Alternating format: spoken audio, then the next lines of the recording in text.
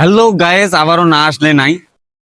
নীলকুঠির থেকে যে নীলফামারী হয়েছে আমি দেখাবো, আপনারা দেখতে থাকেন। সেই ব্রিটিশ আমলের সেই বিল্ডিং আপনাদেরকে দেখাবো, যেখান থেকে নীলফামারীর নাম হয়েছিল। আসেন আপনারা আপনারা দেখতে থাকেন।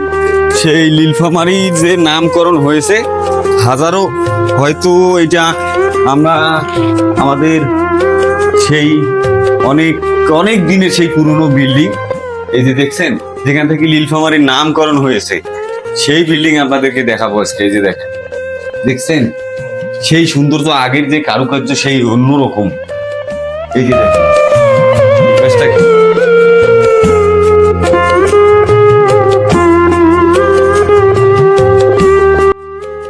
পাশের জায়গাটা একটু দেখা, পাশের জায়গাটা আরো একটু সুন্দর।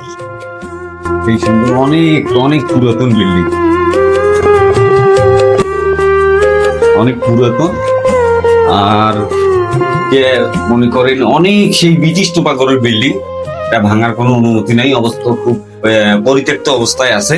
নীলকুঠির থেকে নীলফামারী নাম হয়েছিল, তাই আমি দেখতে চলে আসলাম, আপনাদেরকেও দেখাইলাম। এই যে বিল্ডিং, এটা সুন্দর কিন্তু ইট দিয়ে ছাদ তৈরি, ইট দিয়ে ছাদ তৈরি, ইট ইট ইট উপরটা একটু দেখাতো মোবাইল, দেখছেন কিন্তু ইট দিয়ে তৈরি। আপনাদেরকে যদি ভালো লাগে অবশ্যই কমেন্ট বক্সে জানাবেন, নীলফামারী থেকে যারা দেখতেছেন।